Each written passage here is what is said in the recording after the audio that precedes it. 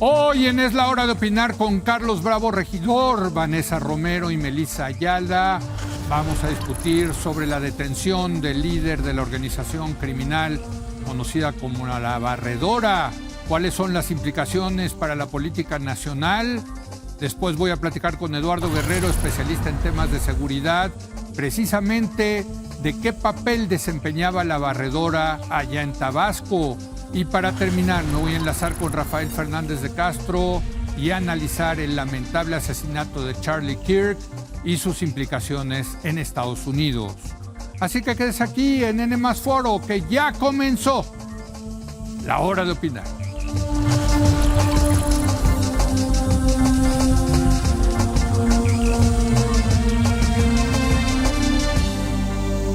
Muy buenas noches. El gobierno de Paraguay, en colaboración con el de México, detuvo allá en ese país a Hernán Bermúdez Requena, quien fue el titular de Seguridad Pública del estado de Tabasco y quien presuntamente también se desempeñó como líder de la organización criminal conocida como La Barredora.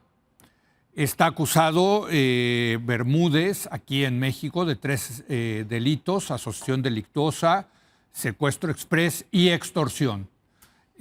Al parecer, pues vendrá un proceso de extradición, que todo indica que será largo, y pues vamos a ver qué implicaciones tiene esto para la política mexicana, porque hay que recordar que Hernán Bermúdez Requena fue secretario durante la gestión de Adán Augusto López Hernández como gobernador de Tabasco.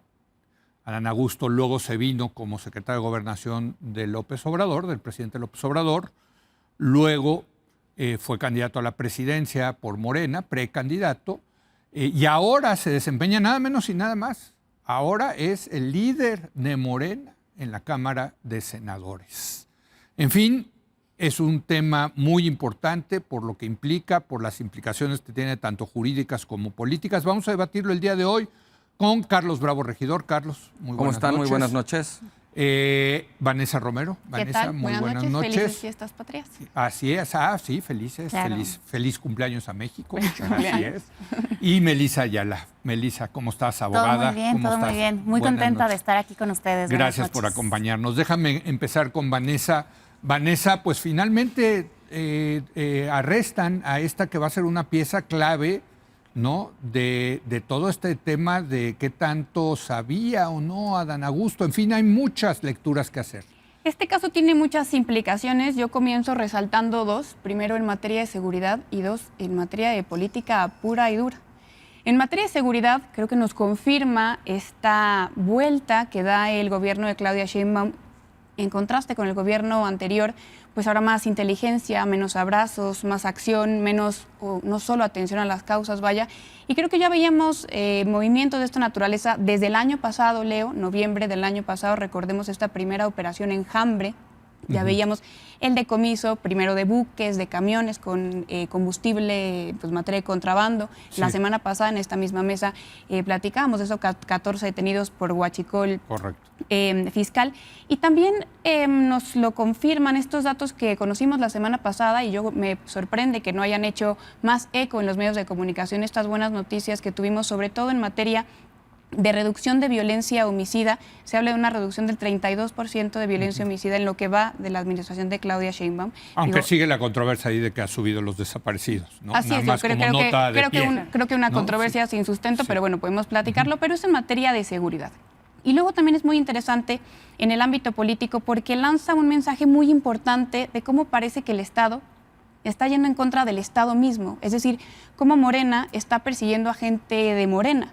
Ya decía yo que hablábamos de la operación Enjambre, cómo fueron tras funcionarios estatales del Estado de México el año pasado, en donde incluía a una alcalde guinda. Y hoy pues vemos cómo están persiguiendo, atrapando a un secretario de Seguridad Pública que funcionó para el gobierno de Morena y que pone en un problema insuperable, yo creo, a Adán Augusto López Hernández. Creo insuperable. Que me parece insuperable porque recordemos cómo Adán Augusto López era el principal promotor, el que más vociferaba en torno a la imposibilidad de Felipe Calderón de no saber que tenía una persona encargada de seguridad pública involucrada con el crimen organizado. García Hoy Luna. él tiene su propio Genaro García Luna. Me parece en ese sentido que es insuperable. Y lo que pasa es que los abogados, lo sabrá muy bien Melissa, hablamos de estas pruebas que se llaman pruebas diabólicas, pruebas imposibles, que consisten en probar algo negativo. A lo que está obligado a don Augusto es a probar que no sabía, que no vio, que no le informaron. Eso es imposible en términos, digamos, probatorios, de evidencia. Es un buen punto. ¿Cómo pruebas eso? ¿Cómo pruebas algo negativo? Y aquí, ojo, que yo no estoy diciendo que haya una A responsabilidad menos judicial. que Bermúdez Requena le diga, que efectivamente diga, no, pues yo nunca le informé a mi jefe. No. Claro, pero lo que sí sabemos es que desde 2021 la inteligencia militar ya había informado de que él era el líder de la barredora. Vaya, hay muchos elementos que nos... Bermúdez. Bermúdez, Sí. correcto. Y aquí termino, ojo que yo no estoy señalando que haya alguna prueba en contra de don Augusto López de índole judicial, eso todavía no lo sabemos, pero sí hago la distinción muy clara con la responsabilidad política. Yo creo que la responsabilidad política de don Augusto López le debería hacer entender que la cosa es tan grande que no, hace demasiado daño a Morena no haciéndose a un lado. Bueno, y dentro, digamos, de esta prueba insuperable, Carlos, está el tema de que si no sabía, pues qué inepto. Si sí sabía, pues qué complicidad, ¿no? O sea, Sí, de hecho, no hay manera de salir de ese pozo. De hecho, si él argumenta que no sabía, pues ahí hay una prueba de otra cosa. No de complicidad, sino de negligencia. Sí, sí, de o sea, no ineptitud, tiene manera de incapacidad. escapar de un modo u otro de digamos, de esta dificultad que le plantea el caso de Bermúdez Requena. Pero, mira, yo quisiera poner un poco esta noticia en particular en perspectiva, porque creo que mal haríamos, como digamos, en achicar la visión a ver solamente la noticia de que este individuo fue atrapado en Paraguay. Creo que hay una serie de antecedentes importantes y de preguntas hacia el futuro que vale la pena poner sobre la mesa para ubicar como en un contexto más amplio el significado de esta noticia. Sin duda es una buena noticia que lo hayan agarrado, Sí. pero es una buena noticia que viene después de muchas malas noticias, ¿no?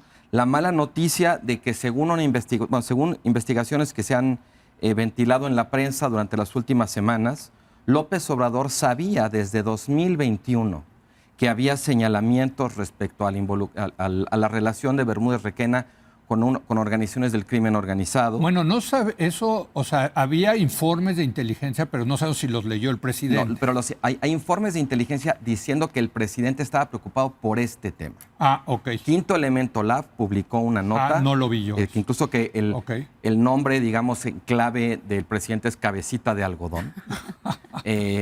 Cabecita de Algodón, o sea, donde ya se ve que él sabía, algo sabía el presidente ya. Ok. No nada más que el ejército estaba produciendo. No tenía, eso como lo sacó decían ellos, quinto elemento lab. sí. Ok. Incluso no es inteligencia cruda lo que sacaba el ejército, pero esta es una información, digamos, adicional. Ok. Después, no fue la Fiscalía Local, no fue la Fiscalía Federal, fue el jefe de la zona militar el que hizo las gestiones para emitir la alerta a Interpol para que no se fuera a fugar Bermúdez Requena, como de hecho se les peló, ¿no? Sí. A poco tiempo después. Y no fue hasta entonces que ya, digamos, las fiscalías, el gobierno federal tomó cartas en el asunto. Tomó 6 meses que lo encontraran, ya lo encontraron. Entonces, esta palomita que podemos poner, si convirtiéramos la línea del tiempo en una lista de hechos, pues a este hecho de que lo hayan agarrado en Paraguay, pues por supuesto que se le puede poner una palomita, pero después de varios renglones con taches, digamos, y después de esa palomita, pues yo creo que hay muchos signos de interrogación, ¿no? Porque, bueno, pero por lo menos qué bueno que está esa sí, palomita, pero a mí me verdad. parece muy importante no achicar. Yo la verdad pensé que no lo iban a encontrar. Bueno, Se decía que pero- estaba muerto. Pues sí, Sí, pero que desafortunadamente Un Muñoz tenemos, Rocha, ¿no? tenemos la vara de las expectativas muy bajas. Pues sí. ¿no? Ahora, yo creo que esto es importante porque también al ampliar un poquito la mirada, ¿no? Al no concentrarnos solamente en esa última noticia, sí, digamos, está la parte que ya mencionaba Vanessa sobre las... O sea, más allá del gobierno de Claudia Sheinbaum, para mí el ángulo más fructífero a la hora de analizar esto no es el gobierno, es el régimen. Y eso es lo que da cuenta que parezca que hay distintas facciones del mismo partido persiguiéndose o atacándose unas a otras. Y lo que me parece importante, Claudia Sheinbaum, pues sí, es la presidenta, es una pieza muy importante dentro del engranaje del régimen, pero el régimen implica una hegemonía, una coalición, algo mucho más grande, mucho más difícil de maniobrar en ese sentido. Y pues Adán Augusto López Hernández, el gobernador que nombró a Bermúdez Requena secretario de Seguridad, luego fue secretario de Gobernación, precandidato presidencial y hoy en día sigue siendo quien coordina la fracción de Morena, arropado por el propio partido, que cuando estalló este escándalo y Claudia Sheinbaum dijo muy cuidadosamente que ella sugería que él saliera a dar su versión, él mandó un tuit, digamos, muy displicente y 2 días después el partido se dedicó a arroparlo con aquel grito infame de no está solo, no está solo. En una convención, ¿no? En una convención del partido. En una asamblea. Consejo Nacional. Entonces, sí, exacto. desde luego que palomita porque lo hayan atrapado, pero dentro del contexto la cosa la verdad es que se ve mucho más complicado y más endeble. O sea, más allá de que lo hayan agarrado, no cooperó, o sea, no aceptó la extradición express. Sí. Vamos a ver, digamos, todo el trámite, que entiendo que puede durar hasta 6 meses o más, y después en qué términos lo traen, si coopera o no coopera, a ver si llega bien. O sea, hay muchas interrogantes que a mí me impiden ser, digamos, optimista al respecto. Sí, y aquí, fijo, bueno, vuelven a entrar las dudas, Melissa, de hasta qué tanto la Fiscalía General de la República, que durante la gestión de Gertz Manero no se ha caracterizado por armar muy bien, que digamos, las carpetas, ¿no? Efectivamente. Va a conseguir la extradición con jueces que no controlan, que son los de Paraguay, ¿no? Efectivamente. O sea, a mí, y hago eco un poco lo que mencionan mis colegas, tanto Vanessa como Carlos, me parece que estamos ante un momento de inflexión institucional. ¿Por qué? Porque nos revela esta situación tanto la capacidad institucional, es decir, la capacidad que tiene el Estado en materia de inteligencia, en materia de seguridad, para haber encontrado a este individuo en Paraguay, pero también nos habla de las omisiones y la negligencia que existió para que un exsecretario, vaya, en materia de seguridad, pudiera salir del país y además pudiera orquestar toda esta situación. Claro. ¿No? Y también algo que, digo, en un segundo momento hablo sobre esto que tú mencionas de lo que sigue, pero creo que también es importante que no lo veamos tan micro, ¿no? Sino que también entendamos que así como existió este caso en Tabasco, puede que esté ocurriendo en distintos estados. Y esto es preocupante. Esto pasa en muchas ocasiones cuando olvidamos las instituciones y pensamos que el darle todo el poder a un solo individuo o a una sola persona va a garantizar la seguridad. Entonces yo creo que eso también debe ser una, pues sí, ¿cómo decirlo? Como una precaución o algo que tenemos que tomar en cuenta para evitar que esto también escale a lo federal. Claro. ¿No? Ahora, ¿qué sigue? Justo algo que a mí me preocupa es que primero que se logre la extradición, que se que se cumpla con todas las formalidades y que no se puedan alegar en un segundo momento, es que el proceso fue llevado mal a cabo. No sabemos mucho del sistema judicial paraguayo. No sabemos nada. Pero nada, ¿no? Pero ¿qué tanto puede ser político y que el gobierno de México les diga, oigan, ya, ¿no? Claro, y creo que a la vez esto también nos habla de la importancia de la cooperación internacional. ¿No? Que creo que eso es algo también muy positivo, que a diferencia del antiguo gobierno, en este gobierno al menos a mí me parece que sí hemos visto a un ejecutivo mucho más abierto a la cooperación internacional y que esto, por supuesto... Menos mal que no pasó en Perú, ¿eh? No, vaya. Afortunadamente fue acá. Se hubiera ido a Perú. No se le ocurre. No. Entonces eso claramente es muy positivo y también habla de un buen trabajo que se ha estado realizando por parte del Ejecutivo y de la Presidenta en lo particular. Claro. Ahora, creo que también va a ser muy importante, suponiendo sin conceder que todo sale bien, que la extradición llega, ahora también qué va a ocurrir una vez que llegue aquí. ¿No? ¿Cómo se va a llevar a cabo todo el proceso? ¿Quién va a ser la persona indicada para hacer toda la recopilación de pruebas? Pues la Fiscalía. No, efectivamente, pero ¿va a seguir Gertz Manero o no? Entonces creo que son también interrogantes que hay que tomar en cuenta. Gertz se queda hasta el 28. Pues uno pensaría que sí, pero también creo que es algo importante de tener en mente, sobre todo porque, sabemos que los procesos de extradición son sumamente largos. Si bien sabemos que puede ser 6 meses, también pueden ser 2 años, ¿no? Entonces creo que eso es algo también importante y sobre todo que se lleven a cabo todas las pruebas necesarias en la carpeta para que después se pueda tener también una sentencia y que no sea un tema de, es que los jueces corruptos o las personas juzgadoras corruptas están haciendo mal su trabajo. Claro. Ahora, tú decías, Vanessa, que es insuperable lo de Adán Augusto, pero yo creo que le pasa, déjame ponerlo así, déjame ver si queda el símil, un poco lo que le pasa a Netanyahu, que está agarrado de la silla de primer ministro y hace todo lo que pueda por quedarse como primer ministro, porque sabe que en el momento en que deje de ser primer ministro, deja de tener poder y probablemente acabe en la cárcel por los casos de corrupción que tiene. Eso allá en Israel. Yo creo que Adán Augusto tiene todos los incentivos para agarrarse esa silla y decir, de aquí no me sacan. Tengo fuero. Sí.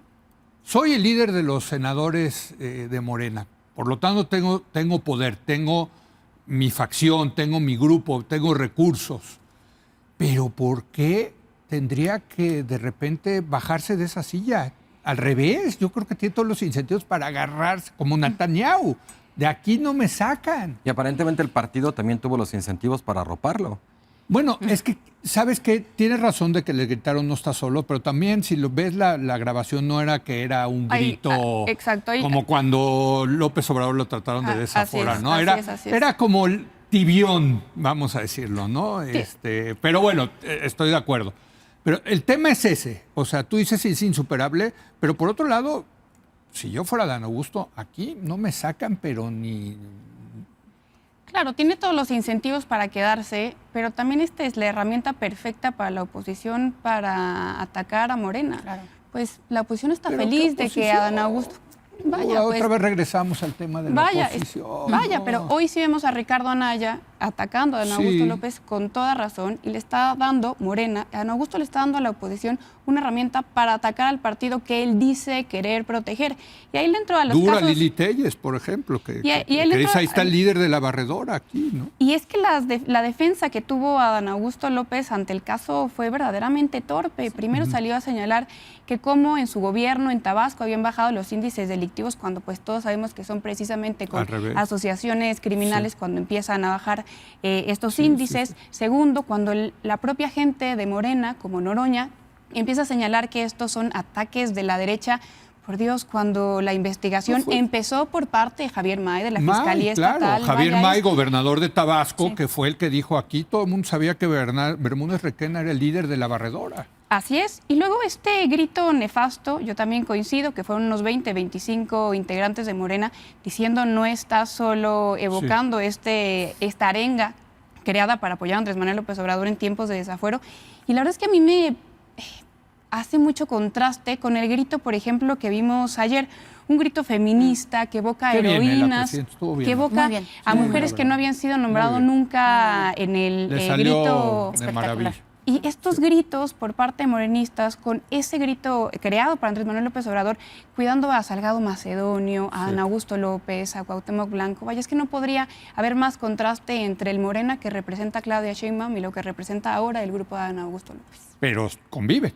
O sea, esa es la realidad, Carlos, ¿no? O sea, Bueno, sí, o sea, no solo conviven. A ver, Claudia Sheinbaum fue la candidata de Morena, sí. de los buenos y de los malos, y todos contribuyeron, Sí. digamos, en su camino a la presidencia, y ella gobierna con unos y con otros. Es la coalición, digamos, que pues, en la que puede haber de todo, ¿no? O sea, yo entiendo que la actitud que ha tomado la presidenta y los virajes en materia de política de seguridad dan para pensar que ella está pensando en otra cosa.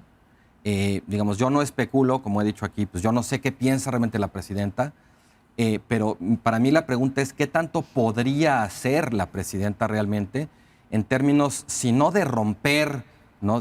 Digamos, con López Obrador o con Adán Augusto, digamos, con esa otra facción dentro del partido, del movimiento, sí de tratar de redirigir la política y la lealtad de la coalición, pues por un rumbo un poco más constructivo que el que heredó de López Obrador. Yo creo que aquí es importante, en efecto, yo creo que el fuego que más quema aquí no es el opositor, sino el amigo.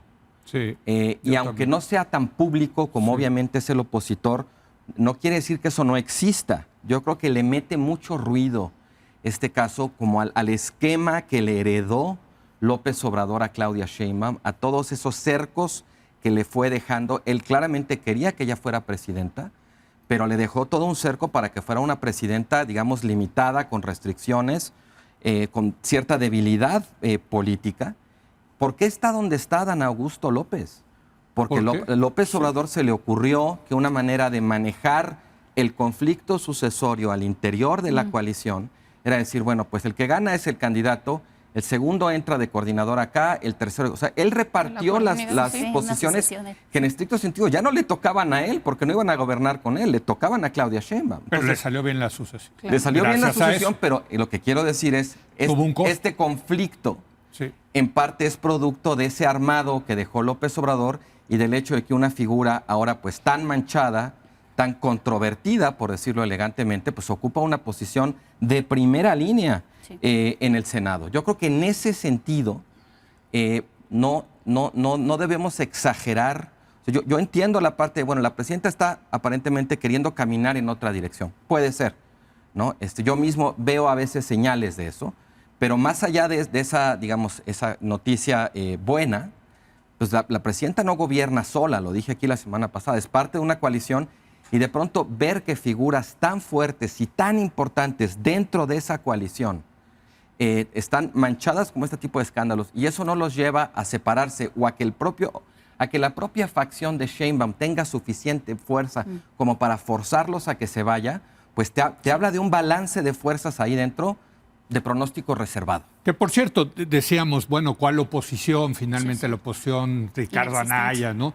Pero veía, por ejemplo, en las redes sociales, que cada vez está más activo, por cierto, y parece que ahora sí ya está siendo más claro, pues que Ricardo Salinas Pliego quiere pues, tener algún tipo de participación política en el país, ¿no? Vamos a dejarlo así. En 2030, pues sí, ¿no? Dio una especie de grito, no sé si lo vieron en Twitter, y de las cosas que dicen es que estos son unos corruptos. O sea, el tema es que este tipo de cosas a que afecta a Morena es, pues miren lo del huachicol, miren lo de la barredora, pues prometieron que ellos iban a limpiar la corrupción y acabaron siendo igual o peor que los de antes, ¿no? O sea, sí se va dando un discurso, me parece, discursivamente, dándole credibilidad a que Morena, pues a lo mejor la presidenta es honesta, en fin, y es una tipaza, etcétera, pero esos que nos gobiernan son unos corruptos. Lo mismo decíamos de López Obrador, ¿eh? Lo mismo decíamos de López Obrador, correcto. Pero a ver, yo creo que yo coincido contigo, la verdad, o sea, en el sentido que no hay incentivos para que Adán Augusto se retire, al contrario, yo creo que él mismo sabe que en el momento en el que se retire o que vaya, queriendo proteger al partido, se terminaría pues inmolando.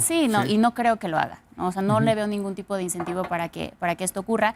Y aquí coincido con Carlos, ¿no? En el sentido de que, por supuesto, que el hecho de que dentro de Morena, la facción que apoya a la presidenta no tenga la fuerza suficiente para decir, oye, te tienes que ir, también nos habla pues de algo preocupante, porque yo sí creo que al menos por lo que hemos visto la presidenta está tratando de hacer las cosas bien, pero de nueva cuenta se está gobernando o tenemos un régimen que no es únicamente la presidenta, vaya, déjenme decirlo de una manera muy coloquial, no solamente son los claudistas o las claudistas los que están en Morena, ¿no? Sino que hay estos otros grupos que, vaya, son los que están propiciando que este tipo de situaciones ocurran, porque también alimentan que entonces, no sé, ahora Felipe Calderón pueda decir, ven, cómo sí se puede tener a un secretario de Estado que esté dentro del crimen organizado sin que uno sepa. Tan es así que ahí está el caso de Adán Augusto, ¿no? Entonces, no solamente debilitan al partido, sino que alimentan este discurso de la oposición, que si bien yo creo que tenemos una oposición inexistente, también van permitiendo que se vayan generando estas mini oposiciones, que a mí lo que me preocupa es que justo traen un discurso sumamente antiderechos, ¿no? Y cómo también esto se puede ir alimentando y nos va a terminar afectando. Si esto sigue ocurriendo y si no tenemos un supuesto heroísmo que no creo ver de Adán Augusto, entonces se va a seguir alimentando estas mini oposiciones que al final del día... O sea, el candidato de derecha, de mano dura, en contra de la inseguridad, en contra de la corrupción y a favor de la vida. Pero Leo, creo que a mí algo que me preocupa muchísimo precisamente es que no se está tomando esto en cuenta, que no se está se está pensando a lo mejor a muy largo plazo a 2027. Pero estas personas lo están viendo para 2030 y además la mayoría de la ciudadanía en donde dicen hay que mejorar es en temas de seguridad. ¿No? Entonces, este caso, por eso yo mencionaba que me parece un tema de inflexión institucional, porque puede ser el primero de varios. Sí, ¿no? Y totalmente. además, recordemos pues todo lo que también está pasando con Estados Unidos, ¿no? Esa presión de nuestro país vecino, pues Sí. también creo que va a empezar a influir en temas de seguridad definitivamente. Oigan, les propongo que la última ronda, en lugar de dedicársela a Hernán Bermúdez Requena y las implicaciones, porque sí creo que vale la pena hacer un comentario cada uno de ustedes sobre el grito de ayer. Sí, creo que, por favor. No, aquí puso cara de... No, es que sí, creo que vale la pena en este contexto, ¿no? Ver lo que trató de hacer la presidenta, ¿no? En términos del grito. Pero Sí. bueno, si quieren hagan ese me comentario, encanta. si quieren Sí, sí. regresan a lo de Bermúdez, Gracias, Leo. para que no imponga mis derechos como conductor. Pero no, es que a mí sí me gustó mucho. O sea, creo que fue un gran grito en muchos sentidos, ¿no? Yo coincido, yo hablo como mujer y creo Sí. que a muchas niñas las emocionó muchísimo. Primera vez en 215 años de República en que escuchamos a una mujer emitir las arengas. Creo que la forma en la que modificó las arengas pues Sí, sí. fue sumamente virtuoso. Cómo habla de la corregidora con su apellido Telles Girón y no de Domínguez. Cómo Sí. habla de estos personajes históricos olvidados como Manuela Medina, la capitana, que pues muchos no sabíamos quiénes Yo eran. la tuve que googlear, la verdad. ¿Quién era esta heroína de Tlaxcala que lucha con Morelos, indígena, que muere en batalla, sin estudios, 42 años? Vaya, me gustó muchísimo, pero además creo que fue una sorpresa en el sentido de que muchos no sabíamos qué esperar, si iba a ser un grito sobrio, si iba a ser referencia como Andrés Manuel López Obrador en su último grito a la Cuarta Transformación, si iba a ser referencia a Andrés Manuel López Obrador mismo. Entonces, en ese sentido también la presidenta fue, creo que muy sobria, muy institucional y por eso dejó contentos a muchos. Bueno, y todo en torno a las mujeres, desde Sí, la escolta las del colegio heroínas. militar, ¿no? Aunque Peña ya había tenido una escolta de puras mujeres. en Madrid, ¿no? Fíjate, no lo tenía en mente, pero si vieron los fuegos artificiales, todas las canciones las cantaban mujeres. O sea, ya no hubo el famoso guapango de Moncayo, que era el tradicional, sino eran puras canciones mexicanas, cantadas por mujeres. O sea, fue un acto muy femenino, muy feminista, Muy quizá. feminista. No sé. Yo no tengo nada que agregar a lo que ya dijo Vanessa. Sí. Me sumo enteramente a esa opinión. Sí, Y entonces vuelvo al tema de Venga. porque creo que hay un tema que no tocamos, sí. que es el de el estado de la justicia. ¿Cómo llega la justicia mexicana a enfrentar un caso tan delicado y tan difícil como este? Sí. Con las fiscalías que tenemos, con el nuevo Poder Judicial. Yo tengo la sensación de que va a ser muy difícil evitar la politización del caso en el peor sentido, porque hay una hegemonía política muy fuerte que me parece que no va a tener dificultades para traducirse o para convertirse en una aplanadora legal.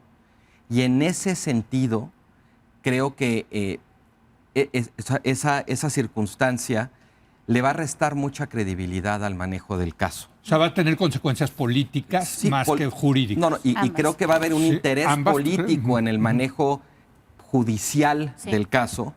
A mí me preocupa sobre todo la posibilidad de que se le dé un tratamiento, vamos a decirle así, como de manzana podrida a Bermúdez Requena. Es un mal elemento, él se corrompió, convertirlo en un chivo expiatorio, todo el peso de la ley y dejarlo ahí.